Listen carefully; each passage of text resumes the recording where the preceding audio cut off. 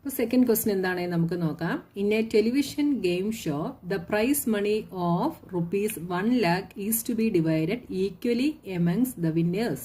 അപ്പോൾ ഒരു television game ഷോയിൽ പ്രൈസ് മണി എന്ന് പറയുന്നത് എത്രയാണ്? 1 lakh ആണ്.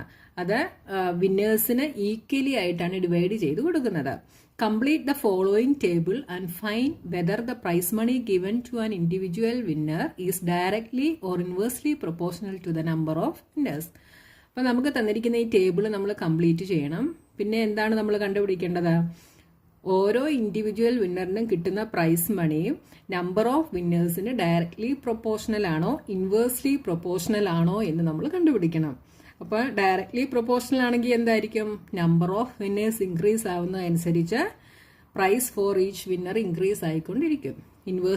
ഇൻവേഴ്സ്ലി പ്രൊപ്പോർഷണൽ ആണെങ്കിൽ നമ്പർ ഓഫ് വിന്നേഴ്സ് ഇൻക്രീസ് ആവുന്നതനുസരിച്ച് prize for each winner decrease ആയിക്കൊണ്ടിരിക്കും. അപ്പോൾ ഇവിടെ നോക്കിയേ, ഇവിടെ നമ്പർ ഓഫ് വിന്നേഴ്സ് 1 ആണെങ്കിൽ prize for each winner is 1 lakh. Number of winners 2 ആണെങ്കിൽ prize for each winner is 50,000. അപ്പോൾ നമ്പർ ഓഫ് വിന്നേഴ്സ് 2 ഉണ്ടെങ്കിൽ ഓരോരുത്തർക്കും കിട്ടുന്നത് എത്ര റുപ്പീസ് ആണ്? 50,000 റുപ്പീസ് വെച്ചാണ്. അപ്പോൾ ഇവിടെ നമ്പർ ഓഫ് വിന്നേഴ്സ് ഇൻക്രീസ് ആയപ്പോൾ പ്രൈസ് മണി എന്ത് ചെയ്തു? ഡിക്രീസ് ചെയ്തു. അപ്പോൾ ഇവിടെ തന്നെ നമുക്ക് പറയാൻ സാധിക്കും ഇത് ഏത് പ്രൊപ്പോർഷനിലാണ്? ഇൻവേഴ്സ് പ്രൊപ്പോർഷനിലാണ് എന്ന് നമുക്ക് പറയാനായിട്ട് സാധിക്കും. ഇനി ബാക്കിയുള്ള ഈ ടേബിളോടെ നമ്മൾ ഫില്ല് ചെയ്യണം. ഇതിനെ നമുക്ക് x1 എന്നെടുക്കാം. ഇത് y1. ഇത് നമ്മൾ നമ്പർ ഓഫ് വിന്നേഴ്സ് എക്സ് ആയിട്ട് എടുക്കുന്നു. Prize for each winner y ആയിട്ട് എടുക്കുന്നു. അപ്പോൾ ഇത് x1 y1, ഇത് x2 y2, ഇത് x3 y3, x4 y4, x5 y5, x6 y6, x7 y7. ഇപ്പോൾ ഇൻവേഴ്സ് പ്രൊപ്പോർഷനിലാണെങ്കിൽ നമ്മുടെ റിലേഷൻ എന്തായിരുന്നു? x1 y1 is equal to x2 y2. ഇതാണ് നമ്മുടെ റിലേഷൻ എന്ന് പറയുന്നത്. അപ്പോൾ നോക്കിയേ, ഇവിടെ നമുക്ക് x2 y2 കിട്ടിയിട്ടുണ്ടല്ലേ. പിന്നെ എന്തെഴുതാം? x3 y3, x1 y1 is equal to x2 y2 is equal to x3 y3 is equal to x4 y4 is equal to ഇങ്ങനെ നമുക്ക് എഴുതി പോകാം അല്ലേ. അപ്പോൾ നമുക്കിനി ഇവിടെ കണ്ടുപിടിക്കേണ്ടത് y3 ആണ്. അപ്പോൾ നമുക്ക് എന്തെഴുതാം? x1 y1 is equal to x3 y3 എന്നെഴുതാം. ഇനി നമ്മുടെ വാല്യൂസ് നമ്മൾ ഇതിൽ അപ്ലൈ ചെയ്തിട്ട് നമ്മൾ y3 കണ്ടുപിടിക്കുന്നു. അപ്പോൾ x1 is 1 into y1 is 1 lakh is equal to x3 is 4. y3 ആണ് നമുക്ക് കണ്ടുപിടിക്കേണ്ടത്. ഇതിൽ നിന്ന് y3 എന്ത് വരും? y3 ഈസ് ഇക്വൽ ടു ഈ 4 ഇവിടെ ഡിനോമിനേറ്ററിൽ പോകും. അപ്പോൾ എന്ത് വരും? 1 ഇൻറ്റു 1 lakh ബൈ 4 എന്ത് വരും? 4ഉം ഇതും കൂടെ കട്ട് ചെയ്യുമ്പോൾ ഇവിടെ 25 വരും. ഇവിടെ 25,000 എന്ന് വരും അല്ലേ. ഇപ്പോൾ y3 നമുക്ക് എന്ത് കിട്ടി? y3 is equal to 25,000. അപ്പോൾ y3 ഇവിടെ 25,000 ആയി. ഇനി നമുക്ക് y4 കണ്ടുപിടിക്കണം. അപ്പോൾ x1 y1 is equal to x4 y4 എന്ന് എഴുതും. x1 y1 is 1 into 1 lakh, that is 1 lakh is equal to x4 is 5 into y4. ഇതിൽ നിന്ന് y4 എന്ത് വരും? ഈ 5 ഇവിടെ ഡിനോമിനേറ്ററിൽ പോകും. അപ്പോൾ y4 is equal to 1 lakh divided by 5 is equal to എന്ത് വരും? ഇവിടെ ഇത് കട്ട് ചെയ്താൽ ഇവിടെ 2 ആകും. അപ്പം 20,000. y4 is 20,000. ഇനി അടുത്തത് y5 കണ്ടുപിടിക്കണം. അപ്പോൾ x1 y1 is equal to x5 y5 is equal to എന്ത് വരും? 1 lakh is equal to x5 is 8 into y5. ഇതിൽ നിന്ന് y5 എന്ത് വരും? y5 is equal to 1 lakh divided by 8. 1 lakh divided by 8 എന്താണ്? is equal to ഇവിടെ cut ചെയ്യുന്നുണ്ട്. ഇവിടെ 1 ഇവിടെ 20 ആവും. 2 16 4 ഇവിടെ കട്ടാവുന്നുണ്ട് 500 12,500 എന്ന് കിട്ടും. അപ്പം നിങ്ങൾക്ക് ഡൗട്ട് ഉണ്ടെങ്കിൽ നിങ്ങൾ ഇങ്ങോട്ട് ചെയ്ത് നോക്കിക്കണം കേട്ടോ. നോക്കിയേ, ബൈ 8 1 20 2 16 8 5s are 40 0. ഇനി 2 0 ഉണ്ട്, അതും കൂടെ നമ്മളിവിടെ ഇട്ട് കൊടുക്കുന്നു. ഇസിക്വൽ ടു എത്ര കിട്ടി? 12,500 എന്ന് നമുക്ക് കിട്ടി. അപ്പോൾ y5 നമുക്ക് 12,500 എന്ന് കിട്ടി. ഇനി y6 നമുക്ക് കണ്ടുപിടിക്കണം.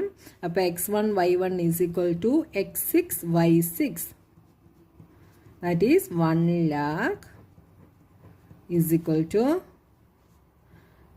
x6 is 10 into y6. ഇതിൽ നിന്ന് y6 എന്ത് വരും? 1 lakh ഡിവൈഡഡ് ബൈ 10. കട്ട് ചെയ്യുന്നുണ്ടെങ്കിൽ ഇവിടെ 1 ആവും. Is equal to 10,000. y6 is 10,000. ഇനി x1 y1 is equal to x7 y7 is equal to 1 lakh is equal to x7 is 20 into y7. ഇതിൽ നിന്ന് y7 എന്ത് വരും? y7 is equal to 1 lakh by 20. ഇവിടെ 0യും 0യും കട്ടായി. ഇവിടെ 5,000 എന്ന് കിട്ടും.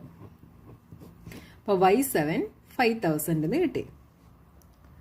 അപ്പോൾ നോക്കിയാൽ ഇവിടെ y5 നമുക്ക് എത്രയാണ് കിട്ടിയത്? 12,500. ഇവിടെ 10,000. ഇവിടെ 5,000. അപ്പോൾ നോക്കിയാൽ ഇവിടെ പ്രൈസ് ഫോർ ഈച്ച് വിന്നർ ഇവിടെ എന്ത് ചെയ്തുകൊണ്ടിരിക്കുകയാണ്? ഡിക്രീസ് ആയിക്കൊണ്ടിരിക്കുകയാണ്. നമ്പർ ഓഫ് വിന്നേഴ്സ് ഇൻക്രീസ് ആയിക്കൊണ്ടിരിക്കുകയാണ്. അപ്പോൾ ഇത് ഇൻവേഴ്സ് പ്രൊപ്പോർഷൻ ആണോ എന്ന് കണ്ടുപിടിക്കണമെങ്കിൽ നമുക്ക് എന്ത് ചെയ്താൽ മതി? x1 y1 ചെയ്യുമ്പോഴും x2 y2 ചെയ്യുമ്പോഴും x3 y3 ചെയ്യുമ്പോഴും എല്ലാം കോൺസ്റ്റന്റ് വാല്യൂ ആണ് കിട്ടുന്നതെങ്കിൽ നമുക്ക് എന്ത് പറയാം? ഇത് ഇൻവേഴ്സ് പ്രൊപ്പോർഷൻ ആണ് എന്ന് പറയാം. അല്ലെങ്കിൽ തന്നെ ഇത് ഒന്ന് ഇൻക്രീസും ഒന്ന് ഡിക്രീസുമാണ് ആകുന്നത്. പക്ഷെങ്കിൽ എന്ത് ചെയ്യണം? x1 y1 എന്തായിരിക്കണം? xy is equal to constant ആയിരിക്കണം. അതായത് x1 y1ഉം x2 y2ഉം x3 y3യും ഇതെല്ലാം മൾട്ടിപ്ലൈ ചെയ്യുമ്പോൾ എല്ലാത്തിനും സെയിം വാല്യൂ ആയിരിക്കണം കിട്ടുന്നത്. ഇവിടെ നോക്കിയാൽ 1 ഇൻറ്റു 1 lakh ചെയ്താൽ നമുക്ക് 1 lakh തന്നെ കിട്ടും. 2 ഇൻറ്റു 50,000 ചെയ്താലും 1 lakh കിട്ടും. 4 ഇൻറ്റു 25,000 ചെയ്താലും 1 lakh കിട്ടും. 5 ഇൻറ്റു 20,000 ചെയ്താലും 1 lakh കിട്ടും. 8 ഇൻറ്റു 12,500 ചെയ്താലും 1 lakh കിട്ടും.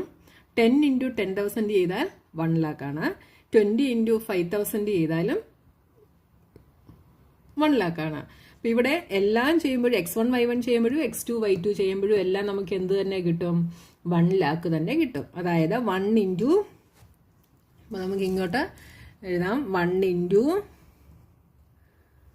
1 lakh is equal to 2 into 50,000 is equal to 4 into 25,000 is equal to 5 into 20,000 is equal to 8 into 12,500 is equal to 10 into 10,000 is equal to 20 into 5,000. ഇതെല്ലാം same ആണ്. അതുകൊണ്ട് നമുക്ക് എന്തു പറയാം? So, we find that the prize money given to an individual winner is inversely proportional to the number of winners. The prize money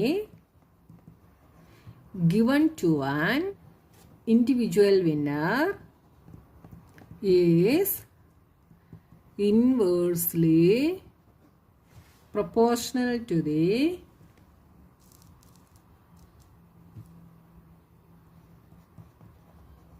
number of winners. അപ്പോൾ നമ്മുടെ second question കഴിഞ്ഞു. ഇനി തേർഡ് ക്വസ്റ്റ്യനുമായി നമുക്ക് നെക്സ്റ്റ് വീഡിയോയിൽ കാണാം.